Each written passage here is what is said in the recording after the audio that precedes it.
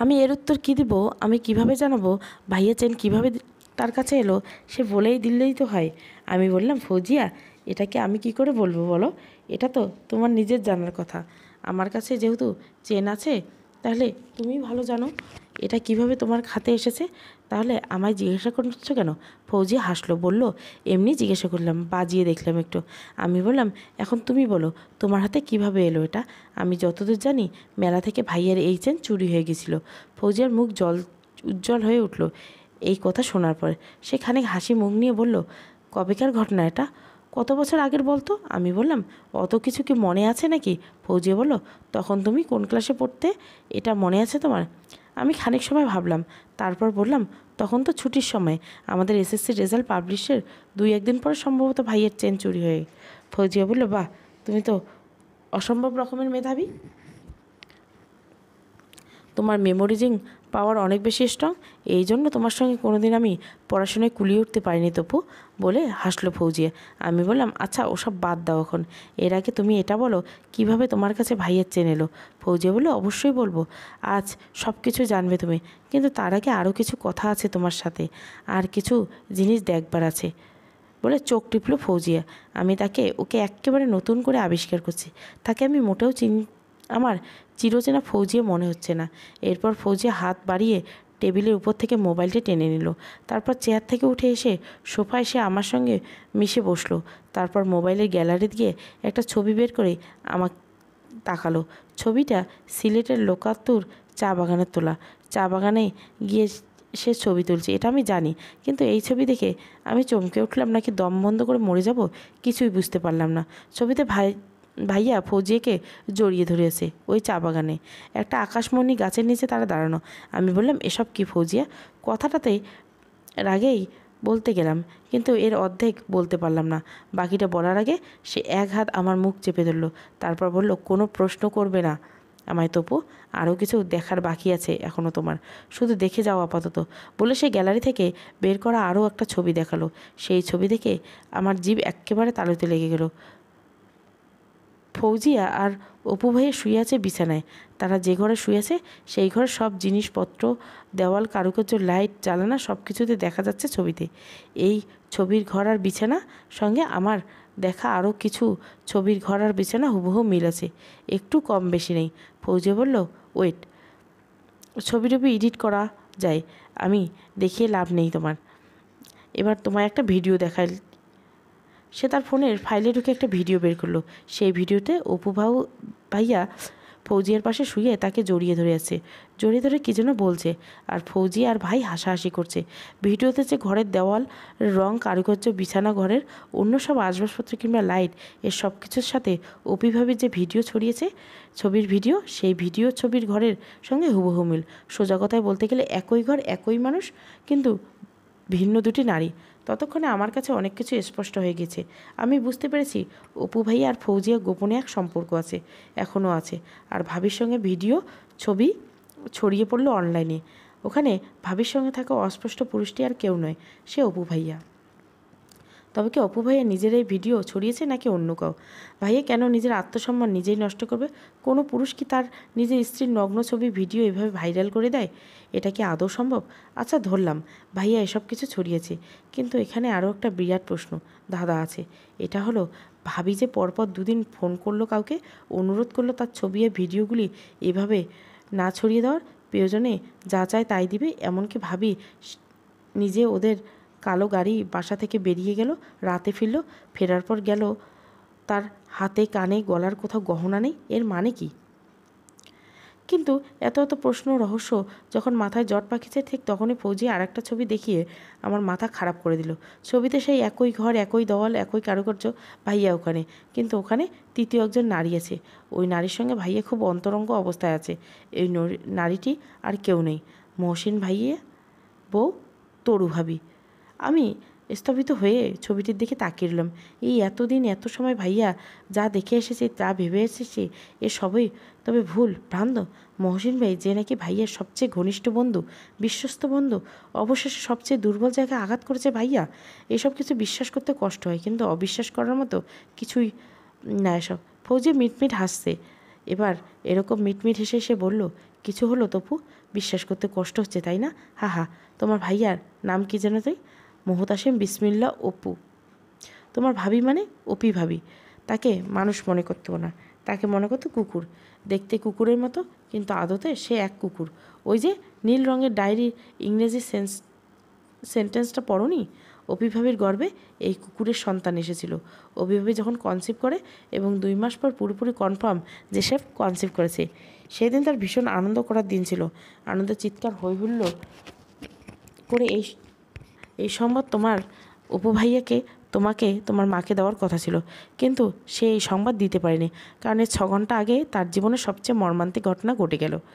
সে আবিষ্কার করলো তার বিশ্বস্ত স্বামী সে ছাড়া অন্য নারীর কাছে যায়, অন্য নারীর সঙ্গে মিশে, অন্য নারীর সঙ্গে শোয়।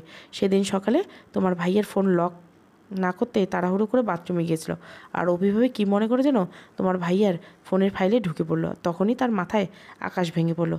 সে দেখলো যাকে সে এত দিন নিজের ওমে রেখেছে, আদর করেছে, সে এক কালসাপ। এক ফাইল খুলে দেখলো মহসিন ভাইয়ের বউ তরু ভাবির সঙ্গে তোমার ভাইয়ের অন্তরঙ্গ ছবি, ভিডিও, সব কিছু।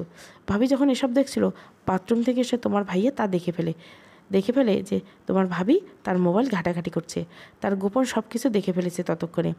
সেদিনে ভাবির সঙ্গে ঝগড়া তোমার ভাইয়ের, ভাবির সঙ্গে কথা কাটাকাটির এক পর্যায়ে তোমার ভাইয়া ভাবিকে ধাক্কা মেরে ফেলে দেয়। ভাবি গিয়ে খাটের কোনায় পড়ে।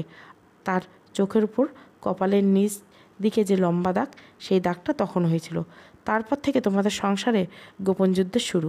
অভিভাবী অনেক চেষ্টা করেছে এই যুদ্ধের অবসান ঘটাতে, ঘরে ফিরে শান্তি ফিরিয়ে আনতে, সব কিছু স্বাভাবিক করতে, কিন্তু তোমার অপু ভাইয়া এই সন্ধে চায়নি। সে বরং অভিভাবীকে ভয় পায়। সে যে কবে অভিভাবীকে নিয়ে রিসোর্টে গিয়েছিল তোমার ভাইয়া বিয়ের কদিন পর, তখন সে বুদ্ধি করে তোমার ভাবির অন্তরঙ্গ মুহূর্তের কিছু ভিডিও করে রেখেছিল, ছবিগুলো তুলেছিল। এটা করে রেখেছিল সুযোগ বুঝে যেন সে নিজেকে বাঁচাতে পারে। এরপর তার সেই দিন এলো। অভিভাবী নিজে নিজে এই সমস্যার সমাধান করতে না পেরে যখন তোমার মায়ের কাছে সব কিছু খুলে বলতে চাইল, তখনই তোমার ভাইয়া অভিভাবীর এইসব ভিডিও সামাজিক মাধ্যমে ছড়িয়ে দেওয়ার ভয় দেখাতে শুরু করলো। আর তখনও অভিভাবী সিদ্ধান্ত নেয় এই বাচ্চা সে কিছুতেই আর তার পেটে রাখবে না। সে ভাবলো কুকুরের বাচ্চা কুকুরই হয়, মানুষ হয় না। আর বাচ্চা যে তার গর্ভে এসেছে সে কথা কাউকে আর সে জানায়নি, এমনকি তোমার ভাইয়াকেও না। সে সরাসরি এসে আমার কাছে অ্যাবর্শন করার কথা বলে। আমি তো আগের থেকে অভিভাবীকে চিনতাম, কিন্তু সে তো আমায় আর চেনে না, আমার সম্পর্কে কিছুই জানে না। তার কাছে আমি বলি গর্ভপাত করাতে হলে বলতে হবে, হিস্ট্রি না শুনলে নিষ্পাপ একটা ভ্রূণের কিছুতেই আমি হত্যা করতে পারবো না। সে সব কিছু খুলে বলল, কিছুই গোপন করেনি। সব শুনে আমি আনন্দে আত্মহারা হয়ে উঠি। জানো তপু, এমন একটা সুযোগের জন্য আমি 13টা বছর ধরে অপেক্ষা করেছিলাম। 13 বছর কত দীর্ঘ সময় তুমি বোঝো? অবশেষে অভিভাবী আমার কাছে আসলো, আর আমার সেই চির আকাঙ্ক্ষিত অপেক্ষার অবসান ঘটলো, আর আমার জেতার সময় এলো, বিজয়ের সময় এলো। হাহা করে আবারও হাসলো ফৌজিয়া। তারপর বাপাসের টেবিলে ড্রয়ারে একটানে খুলে চকচকে কালো রঙের ছোট্ট পিস্তল বের করে আনলো, আর আমাকে কিছু বলার সুযোগ না দিয়ে চটজলদি আমার দিকে পিস্তল তাক করে ফেললো। আমি মুহূর্তে চোখ বন্ধ করে ফেললাম। আমি জানি আর মাত্র কয়েক সেকেন্ড, এরপরে বক্ষ বিদীর্ণ করে দিবেন প্রাণনাশী একটা বুলেট। কিন্তু আমায় মরতে চায় কেন ফৌজিয়া? ভাইয়ের পাপের শাস্তি সে আমায় দিবে কেন? একটা বিকট আওয়াজ হলো, পিস্তল থেকে গুলি ছুড়ল এরকম আওয়াজ। কিন্তু প্রফেশনাল কিলাররা যারা পিস্তল সাইলেন্সার লাগানো থাকে তখন আর আওয়াজ হয় না। ফৌজিয়া তো আর প্রফেশনাল কিলার না, সে হয়তো কয়েকদিনের জন্য এই পিস্তল ভাড়া করেছে অথবা কিনেছে, তাই সব সম্পর্কে তেমন ধারণা না থাকারই কথা। ফৌজিয়া যখন গুলি করলো তখন পিস্তলের সাউন্ড হওয়ার সঙ্গে সঙ্গে আমি বুকে হাত দিলাম। কোথায় বিঁধেছে বুলেট খুঁজছি। বুলেট যদি বুকে বিঁধে তবে তো ব্যথায় এতক্ষণে মারা যাবার কথা, বুকে ক্ষত থেকে গলগল করে রক্ত বের হওয়ার কথা, কিন্তু এরকম তো কিছুই হচ্ছে না। অবাক করা কাণ্ড। কিন্তু এও সম্ভব যে বুলেট বুকে বিঁধে গেল আর কোনো ক্ষত হলো না, রক্ত বের হলো না, ব্যথা হলো না। আমার দমও আটকে যাচ্ছে, মৃত্যু ভয়ে শরীর ঘেমে চুপসে গেছে। কিন্তু আমি তখনও চোখ খুলছি না ভয়ে। চোখ খুললাম ফৌজিয়ার কণ্ঠে শুনে। সে বলল, তপু তোমার চোখ খুলো। আমি তার সঙ্গে কথার সঙ্গে সঙ্গে চোখ খুললাম আরও খানিক পর, ভয়ে ভয়ে। তারপর মিটমিট করে তাকাতেই দেখলাম ফৌজিয়া পিস্তল হাতে আমার সামনে এসে দাঁড়িয়েছে। এবার সে পিস্তলের বার দিয়ে আমার মাথায় চাটি মেরে বলল, আমার ডান পাশে তাকাও। আমি ভয়ে ভয়ে তাকালাম ডান পাশে। ওখানে একটা ডাইস সাইজের মূর্তি রাখা, কোনো দেবদেবীর মূর্তি না। দেবদেবীর মূর্তি দেখলে চেনা যায়, কিন্তু এটা কার আমি ঠিক বুঝতে পারছি না, কিন্তু কিছুটা পরিচিত হচ্ছে এই চেহারায়। ফৌজিয়া যে পিস্তল আমার দিকে তাক করেছিল, আমি ভেবেছিলাম সে গুলি করবে। এটা ভুল ভেবেছিলাম। সে আমায় গুলি করে নেই, সে গুলি করেছে মূর্তিটাকে। মূর্তির বুকটা ফাঁকা হয়ে পেছনে চলে গেছে বুলেট। মূর্তির বুকে ফাঁকা হয়ে জায়গাটায় স্পষ্ট দেখা যাচ্ছে এখান থেকে। ফৌজিয়া তার মুখটা এবার আমার মুখের কাছে নিয়ে এলো, এবার এক্কেবারে কাছে। তারপর ফিসফিস করে বলল, ভয় পেয়েছো তপু? আমি বললাম, না, ভয় পাবো কেন? ভয় পাওয়ার কী আছে? ভয় পাইনি একদম। ফৌজিয়া বলল, আচ্ছা তাহলে একটা গুলি করি তোমায়, তোমার বুকে, এই যে এখানে, কেমন? আমার বুকে বাঁ পাশে হাত দিয়ে স্পষ্ট করে বলল, তারপর পিস্তলের নলটা আমার বুকের উপর ঠেকালো। আমি তখন থরথর করে কাঁপতে শুরু করলাম। আমার মুখ দিয়ে ভয়ে গো গো একটা আওয়াজ বেরোতে লাগলো। এছাড়া আর কিছু উচ্চারণ করতে পারছিলাম না। ফৌজি হা হা করে হেসে উঠল। হাসতে হাসতে বলল, এই তোমার সাহস তপু? চেক করে দেখো প্যান্ট ঠিক আছে কিনা। ওর দিকে তাকাতে পারছি না, কিন্তু মনে মনে বলছি, আরে আব্বা, এই কি মানুষ নাকি আজরাইল? ফৌজিয়া বলল, আচ্ছা তপু, বলো তো এই মূর্তিশিল্পীটা কে? মানে এটা কে বানিয়েছে? আমি বললাম, জানি না তো। আমি আমি কীভাবে বলবো? ফৌজিয়া এবার আমার সঙ্গে রাগ দেখালেন এবং জীবনে প্রথমবারের মতো সে আমার সঙ্গে নোংরা ভাষায় একটা কথা বলল, তুমি কোন বালটা জানো তাহলে তপু? এরপর ফৌজিয়া নিচ থেকে বলল, সরি, মেজাজ খারাপ হয়ে গেছিলো, বকা দিয়ে ফেলেছি। এখন শোনো, এই মূর্তি আমি বানিয়েছি। আমি একটা দীর্ঘ সময় নিয়ে তৈরি করেছি, বড় যত্ন করে এটা তৈরি করেছি, যেমন নিখুঁত হয়। কিন্তু এই নিখুঁত আর আমার নিজের তৈরি এই মূর্তির কাছে প্রতিদিন সকাল সন্ধ্যায় আমি যাই। কেন যাই জানো? আমি বললাম, কেন যাও? ফৌজিয়া বলল, থুতু ফেলতে। রোজ 2বার করে থুতু ফেলে আসি এর মুখে। ফৌজিয়ার দিকে হা করে তাকিয়ে উঠলাম, কিছুই বুঝতে পারছি না। সে একটা বড় মূর্তি তৈরি করেছে, আবার রোজ এটার উপর সকাল সন্ধ্যা 2বার করে থুতু ছিটিয়ে আসে, কেন? আমি ভয়ে ভয়ে জিজ্ঞেস করলাম, মূর্তি তুমি তৈরি করছো, আবার তুমি এর মুখে থুতু ফেলে আসো কেন? কেন করো ওটা? ফৌজিয়া বলল, এক কাজ করো, তুমি মূর্তিটার কাছে আগে যাও, একেবারে কাছে, মুখটার কাছে গিয়ে দেখো তো চিনতে পারো কি না এটা কোন অসুরের মূর্তি। আমি বসা থেকে উঠে আস্তে আস্তে মূর্তিটার কাছে গেলাম। প্রথমে মোটেও বুঝতে পারছিলাম না, চেনা যাচ্ছিল না, কিন্তু সময় নিয়ে যখন ভালো করে লক্ষ্য করলাম, তখনই বুঝতে পারলাম এই অসুর আর কেউ না, আমার অপু ভাইয়া। এই মূর্তি অপু ভাইয়ের। আমি এখন দাঁড়িয়ে আছি তখন মূর্তির কাছে, যেন আমি হঠাৎ করে নড়তে ভুলে গেছি, চলতে ভুলে গেছি, যেন আমার সময় থমকে গিয়েছে, ভাবনা চিন্তা সব কিছু থেমে গেছে। ফৌজি হেঁটে হেঁটে এখানে আসলো, তারপর তার পায়ে এক আঘাতে মূর্তিটাকে দূরে ছিটকে ফেললো। দূরে ছিটকে পড়ে মূর্তিটা ভেঙে চুরমার হয়ে গেল। ফৌজি আবার মূর্তির ভাঙাচোরা টুকরোগুলি পাশে বসে এক টুকরো হাতে নিল, তারপর হাতের চাপে ভাঙা টুকরোগুলি একেবারে গুঁড়ো গুঁড়ো করে ফু দিয়ে শুকনো ধুলো উড়িয়ে দিলে 2 হাতে লেগে থাকা ময়লাগুলো পরিষ্কার করতে করতে আমার দিকে তাকিয়ে বলল, তবু আমি কোনোদিন কাউকে হত্যা করিনি, কোনো প্রাণীকে না। মশা তো ক্ষতিকর প্রাণী, কিন্তু একটি মশাও হত্যা করিনি আমি, সত্যি বলছি, আল্লাহর কসম। এই যে তোমার অপি ভাবি আমার কাছে গিয়েছিল তার গর্ভপাত করাতে, তোমার কি ধারণা আমি তাকে এই কাজ করতে দিয়েছি? দেইনি। তোমার কাছে এমনি মিথ্যে বলেছি, তার গর্ভে এখনও তার সন্তান আছে। আমি তাকে বুঝিয়েছি, আমি বলেছি এই সন্তান শুধু তোমার, তোমার পরিচয়ে এই সন্তান বড় হবে, বেড়ে উঠবে, এই সন্তান তুমি মানুষ করে তুলবে। ও যদি ছেলে হয় তবে শেখাবে নারীদের সম্মান করতে, ওকে বলবে নারীরা দেবীর মতো, দেবীর অসম্মান করলে ধ্বংস হয়ে যেতে হয়। আর মেয়ে হলে ওকে একজন প্রীতিলতা ওয়ার্দার করে তুলবে, বীরাঙ্গনা করে তুলবে, যেন খারাপ পুরুষ ওকে দেখলে ভয়ে শিউরে ওঠে। অভিভাবী বুঝেছে, সে আমার কথা মেনে নিয়েছে। এখন তো বুঝলে আমার এইটুকু বয়সে আমি কোনো অপরাধ করিনি, কোনো হত্যা টত্যা কিছু করিনি, কিন্তু আজ করব, শুধুমাত্র একটি হত্যা, একটি নির্মম হত্যা। কীভাবে করবো জানো? ফৌজিয়ার কথা শুনে গলা শুকিয়ে আসছে আমার। আমি ভীষণ চেষ্টায় কাঁচতে লাগলাম। ফৌজিয়া নিজের হাত গিয়ে ফ্রিজের কাছে গিয়ে একটা পানির বোতল নিয়ে এলো, তারপর তা আমার হাতে দিয়েই বলল, খাও, গলা ভেজাও। আমি বোতলের ছিপি খুলে ঢকঢক করে সবটুকু পানি চুষে নিলাম। তারপর বললাম, কিভাবে হত্যা করবে, কিভাবে? ফৌজি হাসলো, বলল, কিছু কিছু পুরুষ আছে যাদের বিশেষ অঙ্গটি তাদের অমানুষ বানিয়ে দেয়, অস্বাভাবিক বানিয়ে দেয়, বন্য জানোয়ার বানিয়ে দেয়। আমি তাকে হত্যা করবো, সেও এরকম একটা জানোয়ার। আমি সবার আগে তাকে ঘরের পিলারের সঙ্গে বেঁধে ফেলবো, তারপর জীবিত পুরুষটা ওই খারাপ অঙ্গটা কেটে ফেলবো। সে নিশ্চয় তখন ভয়ে চিৎকার করবে, আমার কাছে জীবন ভিক্ষা চাইবে, কাঁদবে, আকুতি মিনতি করবে। আমার তখন কি আনন্দ হবে তপু? তখন আমি আনন্দে চিৎকার করে গান গাইতে থাকবো, রবীন্দ্রনাথের গান, আমার সবচেয়ে প্রিয় গান, আজ জ্যোৎস্না রাতে সবাই গেছে বনে, বসন্তের এই মাতাল সমীরণে যাব না, যাব না গো, যাব না। বলে ফৌজিয়া আমার হাত ধরে টেনে নিয়ে এলো টেবিলের কাছে। তারপর টেবিলের ডয়াল খুলে আমায় চকচকে ঝকঝকে নতুন স্বচ্ছ চাকুটি দেখালো।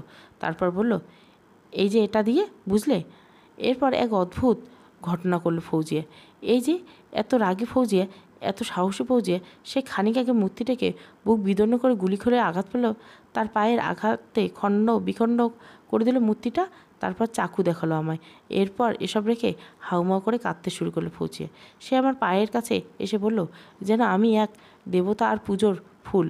তারপর আমার হাত দুটো মুঠি করে ধরে কাঁদতে কাঁদতে বলল, তপু, কোনোদিন তোমায় বলা হয়ে ওঠেনি, কোনোদিন আমি বলতে পারিনি সত্যি সত্যি আমি তোমায় ভালোবাসতাম, পাগলের মতো ভালোবাসতাম বলেই তো দেখতে না স্কুল জীবনে তোমার সঙ্গে কিভাবে ছায়ার মতো মিশে থাকতাম, দেখতে না লজ্জা শরম সব ভুলে গিয়ে দিনের পর দিন তোমাদের বাসায় চলে যেতাম তোমার কাছে। আচ্ছা তপু, ভালোবাসাটা কি বিরাট বড় পাপ? ভালোবাসলে কি নরকের চেয়েও কোনো শাস্তি পেতে হয় এই পৃথিবীতে? আমি নির্বাক তাকিয়ে আছি ফৌজিয়ার চোখের দিকে। তার চোখ ভেজা জবজবে, গালের জলের ধারা যেন দুপাশে বয়ে গেছে দুটি সরু নদী, নাকে সর্দি জমছে। ফৌজিয়া কান্না ভেজা গলায় বলল, আমায় তুমি খারাপ ভাবছো, তাই না তপু? ভাবছো আমি তোমার ভাবির সংসার নষ্ট করে দিয়েছি? এসব কিছুর পেছনে আসল কার্পিট আমি, এটাই ভাবছো তাই না তপু? চোখ মুছলো হাতের পিঠ দিয়ে ফৌজিয়া। তারপর বলল, আমি সংসার নষ্ট করিনি তোমার ভাবি, সত্যি আমি এটা করিনি। এরপর এক অদ্ভুত ঘটনা ঘটল। সে ডাকলো হঠাৎ করে, অপি ভাবি, এদিকে আসুন তো। আমায় অবাক করে দিয়ে ঠিক তখনই ওপাশের ঘরের দরজা খুলে অপি ভাবি এলো। অপি ভাবিকে দেখতে পেয়ে রোগা লাগছে, শুকিয়ে কাঠ হয়ে গেছে এক করে। ফৌজিয়া বলল, ভাবি ওইদিকে বসুন। ভাবি আমার পাশেই বসলো। এবার ফৌজিয়া বলল, আমি কি আপনার সংসার ভেঙেছি ভাবি? না, আমি আপনার সংসার ভাঙার জন্য কোনো রকম দায়ী। অভিভাবী তখন বলল, না। সে কথা বলল খানিক পর, বলল, না, তুমি বরং আমায় ঠিক পথ দেখেছো। আমি রাগে অন্ধ হয়ে নিজের গর্ভের সন্তান নষ্ট করে ফেলতেছিলাম, তুমি তা করতে দাওনি। আমি সুইসাইড করার যে ডিসিশন নিয়েছিলাম ওখান থেকে ফিরিয়ে এনেছো তুমি। এর চেয়ে আরও বড় বিষয় হলো, তুমি আমায় প্রমাণ করে দেখিয়ে দিয়েছো যে অপু কতটা ভয়ঙ্কর লোক। তুমি দেখিয়ে দিয়েছো অপু সত্যিকারের রূপ, ওর আড়ালের চেহারা। আমি শুধু ওদের দিকে তাকিয়েছিলাম আর ওদের কথা শুনছিলাম। ফৌজিয়া আবার বলল, আরে কিছু শোনাই তোমায় তপু, গুরুত্বপূর্ণ কিছু। এইসব কিছু শুনলে বা দেখলে তুমি বুঝতে পারবে তোমার ভাই কত বড় ভয়ঙ্কর লোক। তুমি বুঝতে পারবে যে এতটা অমানুষ কিংবা সে আসলে কোনো মানুষ কিনা। আমি শুনতে চাই, কিন্তু মুখে কিছু বললাম না, চুপচাপ বসে রইলাম। ফৌজিয়া তার ল্যাপটপ নিয়ে এলো, টেবিলের উপরে ল্যাপটপ রেখে ফাইলে গিয়ে একটি ভিডিও চালু করলো। ভিডিও করা হচ্ছে ফৌজিয়ার বাসাতে, এই রুমে, গোপন ক্যামেরা দিয়ে। তার মানে অপু ভাইয়া কদিন ধরে এই বাসায় যাতায়াত ছিল। ফৌজিয়া বলল, ভিডিওতে যে কথাগুলো তোমার ভাই বলেছে তা মনোযোগ সহকারে শোনো। আমি ল্যাপটপের স্ক্রিনে আরও কাছাকাছি গিয়ে বসলাম। ভিডিওতে সোফার উপরে ভাইয়া আর ফৌজিয়া কাছাকাছি বসে আছে। ফৌজিয়া ভাইয়াকে পিছন থেকে জড়িয়ে ধরে আছে আর সে ভাইয়াকে একটার পর একটা প্রশ্ন করে যাচ্ছে আর ভাইয়া সেসবের উত্তর দিয়ে যাচ্ছে। ফৌজিয়া ভাইয়াকে প্রথমেই জিজ্ঞাসা করলো, বিয়ে করবে কবে আমায় অপু? তুমি যখনই চাও। ভাইয়া মৃদু হেসে উত্তর দিল। ফৌজিয়া বলল, তোমার ঘরে যে একটা বউ আছে তাকে কী করবে, নাকি আমার সতীনের ঘর করতে হবে আবার? ভাইয়া হা হা করে হেসে উঠল। তারপর বলল, ওটা পুরনো জিনিস, ডেট এক্সপায়ার, লাথি মেরে শাড়িটাকে ডাস্টবিনে ছুঁড়ে ফেলে দিব। বলে ভাইয়া ফৌজিয়াকে কাছে টানলো। তারপর বলল, কিভাবে কি করব সব ডিসিশন নেওয়া শেষ আমার। পুরো প্লট সাজিয়ে ফেলেছি আমি, টাকা পয়সা ছিটিয়ে দিয়েছি, লোক লস্কর ভাড়াও করে ফেলেছি। হা হা। ভাইয়া আবার হাসলো। ফৌজিয়া বলল, আমি কিছুই বুঝতে পারিনি, সব কিছু ভেঙে বলো আমায়। ভাইয়া বলল, আমার ফোনে মেমোরিতে অপির নুট ছবি আছে, ভিডিও রয়েছে। আমার ফোনটা আমি নিজের কোথাও লুকিয়ে ফেলবো। ফৌজিয়ার ভাইয়ের দিকে চোখ বড় বড় করে তাকালো। বলল, ফোন লুকালে কি হবে? ভাইয়া হাসলো, হেসে বলল, মেয়ে মানুষ মাথা মোটা। তুমি ডাক্তার, আমি ভেবেছিলাম তোমার মাথা অন্তত মোটা না, কিন্তু এখন দেখছি তোমার মাথাটাও মোটা। ফৌজিয়া বলল, এরকম ফালতু কথা রেখে কাজের কথা বলো, কীভাবে কী করবে বলো। ফৌজিয়া ভাইয়ার চুলে হাত বুলিয়ে দিতে লাগলো। ভাইয়ার উপর দিকে চোখ বাঁকিয়ে ফৌজিয়ার চোখের দিকে একবার তাকালো। তারপর বলল, আমি বাসায় সবার কাছে বলবো আমার ফোন চুরি হয়ে গেছে, তারপর আরেকটা জঘন্য কাজ করবো, বুঝলে? বলে ভাইয়া আবার অট্টহাসি আসলো। এই ভিডিও আর আমি দেখতে পাচ্ছিলাম না, ভীষণ বিচ্ছিরি লাগছিল আমার কাছে। ভাইয়ার চেহারা কেন জানি আর মানুষের চেহারা মনে হচ্ছিল না, তাকে মনে হচ্ছিল একটা কুকুর ঘেউ ঘেউ করছে। ফৌজিয়া বলল, এই জঘন্য কাজটা কি অপু? ভাইয়া বলল, সব বলতে হবে, কিছু সিক্রেট থাকে। ফৌজিয়া মান দেখালো। ভাইয়ার থেকে সে নিজেকে ছাড়িয়ে নিয়ে বলল, এক্ষুনি আমার বাসা থেকে বেরিয়ে যাও, আমাকে তোমার বিয়ে করতে হবে না, তোমার সঙ্গে আমার কিছুই নেই, যাও বলছি। ভাইয়া ফৌজিয়ার দিকে এগিয়ে এলো, তার হাত থেকে বলল, সরি ফৌজিয়া, আমি সব বলছি। তোমার কাছে এসব না বললে কার কাছে বলবো? তুমি ছাড়া আমার কে আছে? তোমার সঙ্গে আমার কোনো গোপনীয়তা নেই, বুঝলে জানমণি? বলে ভাইয়া একের পর এক সব বলতে লাগলো। সে বলল, এক লোককে আমি পয়সা দিয়ে ভাড়া করব। সে অপিকে ফোন করে বলবে সেই আমার ফোন চুরি করছে, তার হাতে এখনও আমার ফোন, সেই ফোনে অপির নুড আছে, ভিডিও আছে, আর এসব ছড়িয়ে দিবে। তার কাছে যে অপির ছবি আছে এসব অপি বিশ্বাস করবে। অপি তো জানে না তার সব কিছু তো আমার কাছে আছে। এই কাজ আমি করব, যেহেতু আমার কাছে ফোন আমি লুকিয়ে রাখবো। একসময় এটা বের করে হোয়াটসঅ্যাপে অপিকে কিছু ছবি আর ভিডিও পাঠিয়ে দিব। অপি তখনই ভাববে ওই চোর বা শয়তান লোকটাকে এগুলো তাকে পাঠিয়েছে, তার মানে ওই লোকেই কথাই সত্যি। এছাড়া অপি তো এমনিতে জানবে তা আমার ফোন যে চুরি হয়ে গেছে। তারপরে ভাড়াটার লোকটা বলল সে এই ছবি বা ভিডিও ছাড়াবে না এক শর্তে। শর্ত হলো অপিকে তার সঙ্গে দেখা করতে হবে। ফৌজিয়া ভাইয়ের দিকে চোখ বড় বড় করে তাকালো, তারপর বলল, তুমি তো দেখছি বিরাট বড় একটা হারামি। ভাইয়া বিশ্রী একটা হাসি দিয়ে হাসলো, তারপর ফৌজিয়াকে বুকের সাথে মিশিয়ে নিয়ে বলল, ফৌজিয়া, আমি যা চাই তাই আদায় করি, তোমার চেয়ে এটা ভালো কেউ জানে না। ফৌজিয়া সামান্য কেঁপে উঠলো, তবুও দেখলো না, নিজেকে সংবরণ করলো। সামান্য হাসার চেষ্টা করে বলল, অপু, তো ওই লোকের সাথে যদি আমি অভিভাবী দেখা করে তবে তোমার কি লাভ, বা এতেই আমার বা কী লাভ? ভাইয়া বলে, লাভ আছে, তখন আমি বাসায় থাকবো না, অফিসের কাজের নাম করে তোমায় নিয়ে সিলেট চলে যাব। আমরা ঘুরবো, দৌড়াবো, বেড়াবো, আর রাতভর একে অপরকে শুষিয়ে নিতে থাকবো। ভাইয়া আবার বিকৃতি একটা হাসি দিল। ফৌজিয়া বলল, সেসব না না হয় বুঝলাম, কিন্তু অপিকে যে দেখা করবে এরপর কী হবে? ভাইয়া বলল, আমার ছোট্ট ভাই তপু হারামজাদাটা অপিকে বিরাট বিশ্বাস করে, আমার মাও বিশ্বাস করে। তাদের অবস্থা এমন যে যেন অপি এই ঘরে বউ না, এই ঘরের মেয়ে। তো আমি যখনই বাসায় থাকবো না, এই সময় ফৌজিয়া তার মান সম্মান বাঁচাতে গিয়ে নিজের ছবি আর ভিডিও যেন ছাড়িয়ে না যায়, এই জন্য সে যেভাবেই হোক আমার ভাড়া করা লোকটার সাথে দেখা করতে যাবে। আমি যাকে ভাড়া করেছি তাকে আগের থেকে বলে রেখেছি সেজন্য নিজে এসে সুযোগ মতো অপিকে আমাদের বাসার সামনে থেকে গাড়ি করে নিয়ে যায়। এমনভাবে নিয়ে যাবে যেন বাসার কেউ না কেউ দেখে, যেন ওদের ভিতরে সন্দেহের তীরটা ঢুকে যায়, আর তার শরীরের সবগুলো গহনা খুলে রেখে দিবে, পরে আমায় দিয়ে দিবে। এতে সন্দেহ আরও শক্তিশালী হবে। আর এরপর যখন মা আর তপুকে অপি সন্দেহ করতে শুরু করবে, এই সুযোগটা আমি একটা কাজ করব, আমার ফোনে থাকা ওর সব ছবি ভিডিও অনলাইনে ছড়িয়ে দেব। তবেই তো খেলা চুকে গেল। তপু আর মা এরপর অপিকে নিজের থেকে ঘাট ধাক্কা দিয়ে বের করে দিবে। এসব অসভ্য নোংরামেকে তারা কিছুতেই সহ্য করবে না। আর তখন আমার আর তোমার পথ একেবারে ঝকঝকে পরিষ্কার। তোমার আর আমার বিয়ে তখনই আটকায় কে ফৌজিয়া? বলে ভাইয়া আবার বিকৃত এক হাসি আসলো। ফৌজিয়া আবার ভাইয়াকে বলল, আমি পৃথিবীতে অনেক খারাপ মানুষ দেখেছি, কিন্তু তোমার মতো খারাপ মানুষ আর একটিও দেখিনি। ভাইয়া এবার ফৌজিয়ার কাঁধের উপর দিয়ে তার মুখটা নিল, তারপর বলল, এই যে 16 বছর বয়সী তোমার শরীর পেয়েছিলাম, এরকম একটা শরীরের জন্য আমি পুরো দুনিয়া জ্বালিয়ে দিতে পারি ফৌজিয়া, আমি সব কিছু পারি। আর অপির উইকেটও ফেলানো তো অতি সামান্য। ফৌজিয়া বলল, ভুল বলেছো তুমি, তুমি আমার শরীর পাওনি অপু, জোর করে কেড়ে নিয়েছিলে। ভাইয়া কী যেন বলতে চাইছিল, এর মধ্যে ঘর থেকে কে যেন ডাকলো, কাজের মেয়ে হয়তো। বললো, আপা আপা, মামা অজ্ঞান হয়ে গেছে। এইটুকুই ভিডিও শেষ হলে ফৌজিয়া আবার কাঁদলো, বলল, বাবা সেদিন সব কিছু শুনে ফেলেছিল, বাবা জেনে গিয়েছিল, বাবা মার আরা গিয়েছিল হার্ট ফেল করে সেদিনে। এরপর আবার সে বলতে শুরু করলো, বলল, আমার এসএসসি রেজাল্টের দিন খুশি হয়ে তোমার সঙ্গে আনন্দ ভাগাভাগি করতে মিষ্টি কিনে নিয়ে যখন তোমাদের বাসায় যাই, গিয়ে দেখি তুমি আর আন্টি দুজনে কেউ বাসায় নেই, খালার বাসায় নাকি বেড়াতে গিয়েছিলে।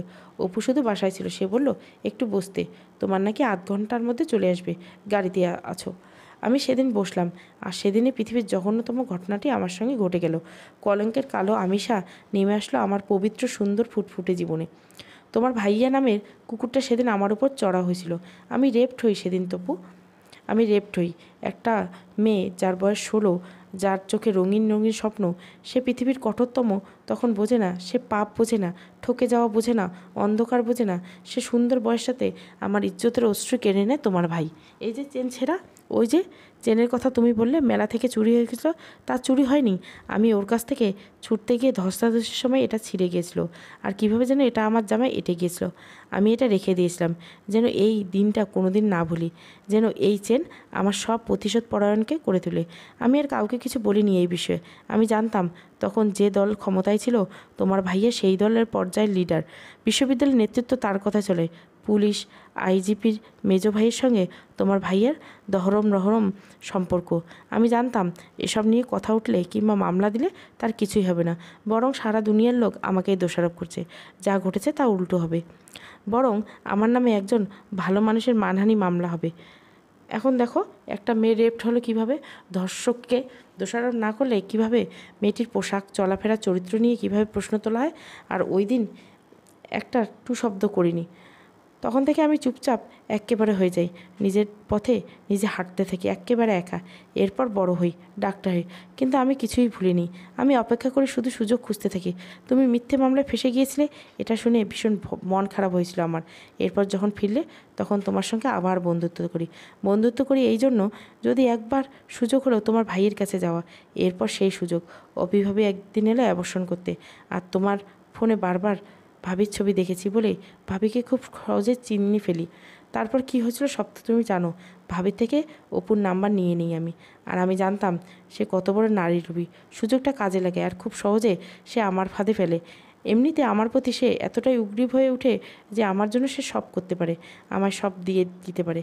এই সুযোগে তার মেমোরি থেকে সবগুলো ফাইল শেয়ার করে নিয়ে নেই। কিন্তু ফাইল থেকে অপির ছবিগুলো ডিলিট করতে পারিনি আমি। ছবিগুলো বারবার চেষ্টা করে কেন ডিলিট হলো না আমি বুঝতে পারিনি। এখন তুমি বলো আমি খারাপ মেয়ে কি না? আমি এইসব কিছুই করেছি শুধু আমার সঙ্গে অনাচারের শাস্তি দেবার জন্য।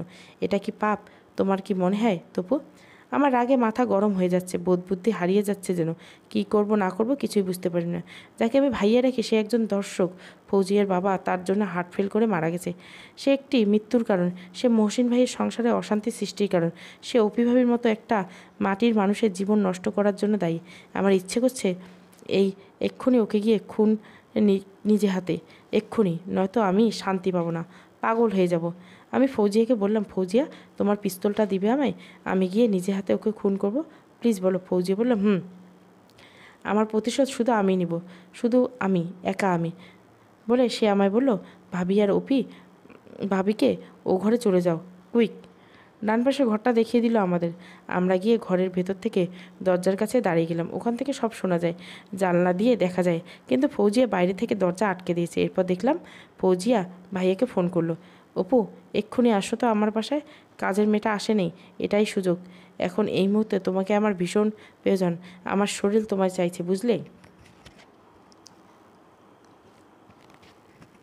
আমি ও ঘরে আটকে না থেকে কি করব না করব কিছুই বুঝতে পারছিলাম না। হঠাৎ আমার মাথায় কী যেন এলো। আমার মাথায় দ্রুত বুদ্ধি এলো। আমি জানি ভাইয়া এখানে এলে সঙ্গে সঙ্গে খুন হয়ে যাবে, ফৌজিয়া তাকে খুন করে ফেলবে। আমি চাই না ফৌজিয়া তার সুন্দর জীবনটা এভাবে নষ্ট করুক। আমি চাই না ফৌজিয়া নিজের হাতে রাষ্ট্রের আইন তুলে নিক। ভাইয়া যেহেতু অপরাধী আর সেই অপরাধের সব প্রমাণ আছে ফৌজিয়ার কাছে, সুতরাং তাকে খুন করার কোনো প্রয়োজন নেই। আইন আছে, তাকে শরবত করেই দিলে হয়, রাষ্ট্র তাকে শাস্তি দিবে। কিন্তু আমি কিভাবে করব? ফৌজিয়া কিভাবে আটকাবো আমি তো এই ঘরে বন্দি। ভাইয়া এখনও অফিস থেকে তার এখানে আসতে কমপক্ষে 40 মিনিটের মতো সময় লাগবে। ততক্ষণে কি করা যায় তাই ভাবলাম, আর মাথায় তখনই বুদ্ধি খেলে গেল। আমার হাতে ফোন আছে, এই সুযোগটা। সঙ্গে সঙ্গে ফোনের ডাটা অন করে অনলাইনে গেলাম। দ্রুত খুঁজে থানার নাম্বারটা বের করে ফেললাম। তারপর কল করলাম। গলার স্বর যতটা নিচু করা যায় ঠিক ততটাই নিচু করে থানায় সব জানালাম। কিন্তু এখন তো আরও ভয় বেড়ে গেছে। নিজের বোকামির জন্য নিজের মাথায় চুল ছিঁড়তে ইচ্ছে করছে আমার। একই করলাম আমি। পুলিশ যদি ভাইয়ার আগে এসে যায় তবে তো সর্বনাশ, ভাইয়া পালিয়ে যাবে। আর যদি ভাইয়া আগে এসে পড়ে তখন ভাইয়া খুন হবে। কিন্তু এর সমাধান কিছুই বুঝতে পারছিলাম না। এরপরে মনে মনে আল্লাহকে ডাকতে লাগলাম, বলতে লাগলাম, আল্লাহ তুমি জালিমের জন্য উপযুক্ত শাস্তির ব্যবস্থা করো, আর নিরাপত্তা নিষ্পাপ ফৌজিয়াকে খুনের শাস্তি দিও না। আমি পাগলের মতো চোখ বন্ধ করে জপছিলাম। এদিকে অভিভাবী এসে আমার কলার চেপে ধরলো, বলল, তুইও তোর ভাইয়ের মতো কুকুর। তুই কিভাবে এটা করলি? কিভাবে পুলিশকে ফোন করে দিলি? তুই ফৌজিয়াকে ফাঁসাতে এসেছিস তাই না? আমি হাত জোড়ে করলাম, ভাবিকে বললাম, আল্লাহর দোহাই লেগে ভাবি, অপু আমার ভাই, মায়ের পেটে ভাই, কিন্তু তুমি কিছুতেই ভেবো না ওকে বাঁচিয়ে দিব। আমি শুধু ফৌজিয়াকে বাঁচাতে যাই, ওর সুন্দর জীবনটা এভাবে নষ্ট করে দিতে চাই না আমি। তুমি জানো একটা খুন করলে ওর কী হবে, কতদিন জেলে পচে মরতে হবে। তুমি আমায় বিশ্বাস করো আর দোয়া করো ঠিক সময়ের মধ্যে সব যেন হয়, প্লিজ দোয়া করো।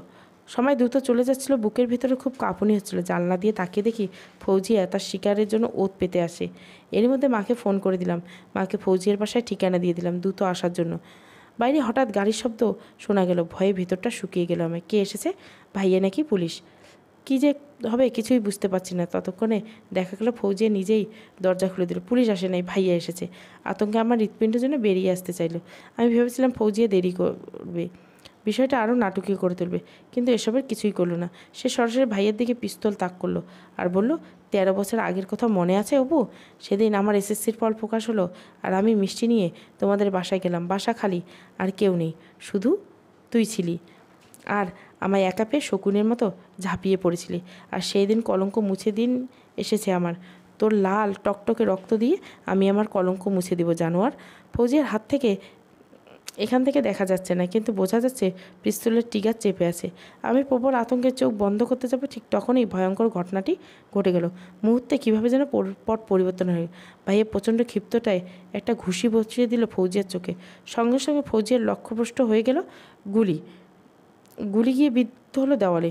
ফৌজিয়া তার ডান চোখে প্রচণ্ড আঘাত পেয়ে বসে এক হাতে চোখ ধরে বসে পড়ল। আর সেই সুযোগে সঙ্গে সঙ্গে ছো মেরে ওর হাত থেকে ভাইয়া পিস্তল কেড়ে নিল। এরপর ফৌজিয়ার কাছে এসে ওর ঠিক কপাল বরাবর পিস্তল ঠেকেছে। খুব বার বাড়ছে না শালি তোর? তুই কি ভেবেছিলি আমি কাঁচা জিনিস? তোর মতো মাথামোটা মেয়ে আমায় খেয়ে ফেলবে, শেষ করে দিবে? হাসলো ভাইয়া। এরপর এক হাতে ফৌজিয়ার গলা চেপে ধরলে বলল, আজ আবারও তোকে রেপ করব এখানে। এরপর তোকে নিজে হাতে গুলি করব, তারপর তোর লাশটা কুত্তা দিয়ে খাওয়াবো শালি। ভাইয়া ভীষণ হিংস্র দেখাচ্ছে। সে একটানে ফৌজিয়ার গলা থেকে ওড়নাটা টেনে দূরে সরিয়ে ফেললো। তারপর এক ধাক্কা ফেলে দিল সোফার উপর, আর এক হাতে পিস্তল দিকে তাক করে ভাইয়া ফৌজিয়ার উপর ঝাঁপিয়ে পড়লো। ভাইয়া তলে পড়ছে, ফৌজিয়া বেচারি কাতরাচ্ছে। আমার ভীষণ রাগ হচ্ছে পুলিশের লোকের উপর। সেই কখন ফোন করেছি আমি? কত আগে? এখনও ওরা এলো না। এখন ফৌজিয়ার কী হবে? আমার ইচ্ছে করছে জানলার কাজ ভেঙে ফেলি, কিন্তু কাজ ভেঙে ফেললে কী হবে? আমার ভাই নামক কুকুরটার মাথা খারাপ হয়ে গেছে। সে যদি আমাদের দেখে তবে কাউকে বাঁচতে দিবে না হয়তো, কিন্তু তবুও চুপ করে বসে থাকা যাবে না। যা হবার হোক। আমি জানলার কাছে গিয়ে ঘুষি দিয়ে কাজ ভাঙতে যাবো, ঠিক তখনই দরজা দিয়ে একদল পুলিশ প্রবেশ করলো। আনন্দে আমি আত্মহারা হয়ে উঠলাম সঙ্গে সঙ্গে। ভাগ্যিস দরজাটা খোলা ছিল, ওরা ভুলে বা তাড়াহুড়োর কারণে বন্ধ করেনি। আর পুলিশের লোকেরা বুদ্ধি করে গাড়ি দূরে রেখে পায়ে হেঁটে এসেছে, নয়তো গাড়ির আওয়াজ হতো। আর গাড়ির আওয়াজের সঙ্গে অপু সঙ্গে সঙ্গে এখান থেকে সটাক হয়ে পড়তো। তবে সটাক পড়ার আগে অবশ্য সে ফৌজিয়াকে খুন করে এখান থেকে ফেলে রেখে যেত। অপু কিছুই টের পায়নি। সে মগ্ন ছিল ফৌজিয়ার শরীর নিয়ে। পুলিশের লোকেরা সে এসেছে এদিকে তার কোনো হুদিস ছিল না। সে বুঝতে পারল যখন এক লাথি দিয়ে তাকে 10 হাত দূরে ছিটকে ফেলা হলো থানার এসআই। কিন্তু ততক্ষণে ভাইয়া ভয়ঙ্কর কাজটি করে ফেলেছে। সে এসআইয়ের দিকে গুলি ছুড়ে দিতে এসআইকে বাঁচাতে গিয়ে গুলিবিদ্ধ হয়ে একজন কনস্টেবল। প্রচণ্ড রক্তক্ষরণ হয়ে সঙ্গে সঙ্গে কনস্টেবল মৃত্যু। আর এসআই তার দক্ষতাকে কাজে লেগে আবার নিজ গড়িয়ে দিকে অপুর পায়ে আঘাত করলো, এবং আঘাতের পর নিজেকে সামলাতে না পারায় তার হাত থেকে দূরে ছিটকে পড়ল পিস্তল। পুলিশের একজন সেই পিস্তল তুলে একটা প্যাকেটে তুলে নিল। তারপর এসআই অপুকে এলোপাতাড়ি কয়েকটা কিল ঘুষি দিয়ে ওকে একেবারে নাস্তানাবুদ করে দিল। এরপর অ্যারেস্ট করে নিল। ততক্ষণে মা এসে পৌঁছে গেছে। মা এসে দেখেন তার বড় ছেলের হাতে কারো শিকল পড়া। মা চিৎকার করে উঠল। পুলিশের লোকদেরকে বলল, আমার ছেলে অ্যারেস্ট করলেন কেন আপনারা? তার কি অপরাধ? ততক্ষণে আমি ঘুষি দিয়ে একটা কাঁচের গ্লাস ভেঙে ফেলেছি জানলায়। তারপর চিৎকার করে বললাম, দরজাটাকে খুলুন প্লিজ, আমরা এখানে আটকে আছি। একজন পুলিশ এসে দরজা খুলে দিল। দরজা খোলার সঙ্গে সঙ্গে আমি আর অপিভাবেই বেরিয়ে এলাম। আমাদের দেখে মা আর অপু নামের কুকুরটা একেবারে চমকে গেল। পুলিশে এসে আমাদের জিজ্ঞাসা করলো আমরা ওখানে কি করছিলাম, ওই ঘরে কে আমাদের বন্দি করেছিল। অভিভাবে কিছু বলার সুযোগ না দিয়ে আমি কথা বললাম। ভাইকে দেখিয়ে বললাম, ওই জানোয়ার আমাদের এখানে বন্দি করে দিয়েছে। তারপর সে ফৌজিকে রেপ করতে চেয়েছিল, এমনকি রেপ করার পর খুন করার জন্য সঙ্গে পিস্তল নিয়ে আসে। আর ওই দেখো তোমার ছেলে কি করেছে, কাকে খুন করেছে। মায়ের চোখের সামনে তখন মেঝেতে একজন সদ্য পুলিশের লাশ পড়েছে। মা আমার মুখ থেকে এসব কথা শুনে লাশ দেখে শিউরে ওঠেন একেবারে। আমি বলি, মা অবাক হবার কিছু নেই এখানে। তোমার বড় ছেলে মানুষরূপী একটা কুকুর। সে কত বড় কুকুর তুমি যদি একটা ভিডিও দেখো তবে নিজেই বুঝতে পারবে। ফৌজি তখনও ভয়ের তটস্থ, চুপচাপ হাঁটু গেড়ে বসে আছে মেঝেতে, থরথর করে কাঁপছে। একটা চোখ তার সুপুরির মতো ফোলা আছে। ওখানে আঘাত করেছিল অপু। আমি ফৌজির ল্যাপটপ থেকে ভিডিওটা ওপেন করলাম। এসআই সব মা সেই ভিডিও দেখলেন। ভিডিও দেখার পর মা নিজে গিয়ে ভাইয়ের মুখের উপর একদলা থুতু ছিটিয়ে বললেন, আমি সেই দিনের জন্য লজ্জিত যেই দিনটা আমি অভিশাপ দিচ্ছি, যেদিন তোর মতো কুকুর আমার গর্ভে এসেছিল। আমি নিজে আদালতে সাক্ষী দিব। মা হয়ে আমি তোর মৃত্যুদণ্ডের জন্য আদালতের কাছে প্রার্থনা করব। আর আমি তোর জন্মদাত্রী হয়ে তোকে অভিশাপ দিলাম, আল্লাহ যেন সবচেয়ে ভয়ঙ্কর জাহান্নামের আগুনের অন্তরালে পোড়াতে থাকেন। সরাসরি খুন এবং অন্য প্রমাণাদিত মিলায় ভাইয়াকে অ্যারেস্ট করে থানায় নিয়ে যাওয়া হলো। আর খুব দ্রুত এই মামলা আদালতে বসেন। তার বিরুদ্ধে পুলিশ আসে। পুলিশের সদস্য হত্যা, ধর্ষণ, প্রতারণা, আরও একজনকে হত্যা, আর সাক্ষী হয়ে আমি, মা, ভাবি, অপি ভাবি। একটা আসামির বিরুদ্ধে নিজের মা, ভাই, স্ত্রী সাক্ষ্য দিলে আর কিছু প্রয়োজন হয় না। তাছাড়া পুলিশ এসআই নিজেও সাক্ষ্য দেন, তিনি স্বচক্ষে দেখেছেন। আদালতে সব সাক্ষ্যের সত্যতা প্রমাণের ভিত্তিতে অপরাধের শাস্তি পেয়ে অপু ভাইয়ের ফাঁসির রায় দেন। আর মাত্র 3 দিনের মধ্যে ফাঁসির রায় কার্যকর হয়। 3 মাস পরের ঘটনা। অপি ভাবিকে তার বাবা নিয়ে যেতে চেয়েছিলেন, কিন্তু মা কিছুতেই যেতে দেননি। তিনি বললেন, আমার নিজের কোনো মেয়ে নেই। একটা মেয়ে না থাকায় দুঃখ আমার রোজ রোজ কুড়ে খেত, কষ্ট দিত। কিন্তু অপি যেদিন আমার ঘরে আসে সেদিন থেকে আমি ভুলিয়ে যাই সেই দুঃখের কথা, সেই যন্ত্রণার কথা। এরপর আদর আর মমতায় অপি হয়ে ওঠে আমার মেয়ে, আর আমি তার মা। আমার এই মেয়েকে কেউ আমার কাছ থেকে কেড়ে নিতে পারবে না, কোনো দিন না। ওকে নিয়ে যেতে হলে আমার খুন করে আমার লাশের উপর দিয়ে নিয়ে যেতে হবে। বাবা অপি ভাবিকে জিজ্ঞাসা করলো, ভাবির কি মত? ভাবি বলল, সে এখানেই থাকবে, মায়ের কাছে। অপি ভাবি এখন 8 মাসের গর্ভবতী। কদিন পর তার কোল জুড়ে সন্তান আসবে। মা তার সব ধরনের সেবাই করেছিল। মা সবসময় দোয়া করেন তার ঘর থেকে যদি মেয়ে বাচ্চা হয় তবে সে যেন সাহসী এবং বুদ্ধিমান হয়, আর যদি ছেলে জন্ম নেয় সে যেন সত্যিকারের মানুষের মতো মানুষ হয়, সে যেন মেয়েদের সম্মান করতে জানে। এই ঘটনার পর ফৌজিয়া মানসিকভাবে দীর্ঘদিন অসুস্থ ছিল। সিঙ্গাপুরে তার চিকিৎসা হয়। এরপর সুস্থ হয়ে ফিরে এলে মা নিজে গিয়ে তার কাছে আমার বিষয়ে বলেন। আমার বিয়ের প্রস্তাব নিয়ে যান তার কাছে। ফৌজিয়ার সময় চায় এবং আমার সঙ্গে কথা বলে, তপু আমার সব কিছুতেই তুমি জানো আমি ধর্ষিতা। এছাড়া অপুকে ফাঁসাতে গিয়ে অসংখ্যবার তার কাছাকাছি হয়েছি আমি। একটা বিয়ে কিন্তু ছেলে খেলা নয় তপু, ভালো করে চিন্তা করো, বাস্তবতা বুঝে তারপর ডিসিশন নাও। আবেশের বশে কিছু করতে যেও না। 2 দিন পর মানুষ যখন আঙুল তুলবে আমার দিকে আর তোমার সেই আবেগ ফুরিয়ে যাবে, তখন আমাকে আর তোমার ভালো লাগবে না কিছুতে। এর চেয়ে আমরা দূরে থেকে এটাই বড় ভালো। ফৌজিয়া সরাসরি রিজেক্ট না করলেও ইশারায় বুঝিয়ে দেয় সে আমায় বিয়ে করতে চায় না। আমার আর মায়ের ভীষণ মন খারাপ। এভাবে দিন কাটতে থেকে বছর যায়। অপি আপুর মায়ের কথায় তাকে আমি আপু ডাকি। ফুটফুটে এক মেয়ে সন্তান হয়। মেয়ের নাম ভুবন, মা রেখেছে এই নাম। ফৌজি অবশ্য আমাদের ভাষায় ঘন ঘন আনাগোনা। অপি আপু আর মায়ের সঙ্গে তার খুব ভাব। তারা লম্বা সময় ধরে গল্প করে সময় কাটান, এখানে এখানে ঘুরতে যান। মায়ের কোনো অসুখ হলে ফৌজিয়া ছুটে আসে, সেবা যত্ন, চিকিৎসার কোনো কিছুর ত্রুটি রাখে না। ভুবনকে কোলে নিয়ে গল্প বলে, ভুবনের জন্য চমৎকার উপহার নিয়ে আসে, তার সঙ্গে খেলে। তার নিজের তো কোনো পরিবার নেই, মা তো শৈশব থেকেই নেই, বাবা হারালো শেষে। এরপর আমাদের পরিবার যেন আস্তে আস্তে তার পরিবার হয়ে ওঠে। কীভাবে যেন আন্টি থেকে আমার মাও মা হয়ে যায়। এরপর কিভাবে তার মন গলে জানে। এরপর এক পবিত্র শাওয়াল মাসে আমার আর ফৌজিয়ার বিয়ে হয়ে যায়। বিয়ের পর মা বলেন, এবার একটা সফর হয়ে যাক আমাদের সবার। আমরা সবাই উদ্গ্রীব হয়ে বলি, কোথায় কোথায়? মা মৃদু হেসে বলে, সৌদি আরবে। চলো সবাই মিলে ওমরা করে আসি, এর চেয়ে সুন্দর কিছু হবে না। আমরা খুশিতে আত্মহারা হয়ে উঠি, সবাই সমন্বয়েশ্বর বলি, তাই হোক। ততদিনে ভুবন ভাঙা ভাঙা কথা বলা শিখে গেছে। সেও আমাদের সঙ্গে গলা মিলিয়ে বলে, তাই হোক। ভুবনের কথা শুনে আমরা সবাই শব্দ করে হেসে উঠি। এরপর মা বলে, আর একটা সুখবর আছে কিন্তু, ওমরায় আমাদের সঙ্গে আরও একজন যাবে। আমরা অবাক হয়ে বলি, কে কে যাবে কে যাবে? মা চতুর হাসি হেসে বলেন, আমার মেয়ের হবু জামাই।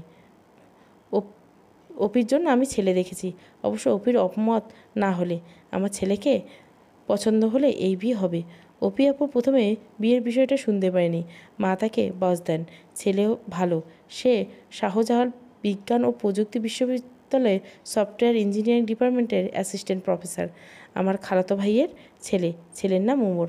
খুব আল্লাহ ভক্ত ছেলে, নামাজি। এমন লক্ষ্মী ছেলে আর হয় না। অপি আপু বলে, আমার মেয়ের কী হবে, ভুবনে কী হবে? মা হাসেন, বলে, ওমরের বিয়ের জন্য মেয়ের অভাব হতো না, কিন্তু সে একজন বিধবাকে মেয়েকে বিয়ে করতে চায় এবং তোমার যে শিশুকন্যা আছে এটা শুনে ভীষণ খুশি। সে ভুবনের নিজের মেয়ের পরিচয় নিজের মেয়ের মতো বড় করতে চায়। অপু শেষমেশ ওমর ভাইয়ের সঙ্গে দেখা করলো, কথা বলে তার ভীষণ পছন্দ হলো। এরপর এক শুক্রবার জুম্মার নামাজ শেষ হওয়ার পর তাদের বিয়ে হয়ে গেল। তাদের বিয়ের মাসখানেক পরে আমরা সবাই মিলে পবিত্র উমরার উদ্দেশ্যে যাত্রা শুরু করলাম। সমাপ্ত। আড়ালে কেনারে কলকাঠি শেষ পর্ব। এটা 3টা পর্ব। সম্পূর্ণ পর্ব পেতে গেলে প্লেলিস্ট চেক করবেন। ভালো লাগলে অবশ্যই লাইক, শেয়ার এবং সাবস্ক্রাইব করবেন। Thank you for watching.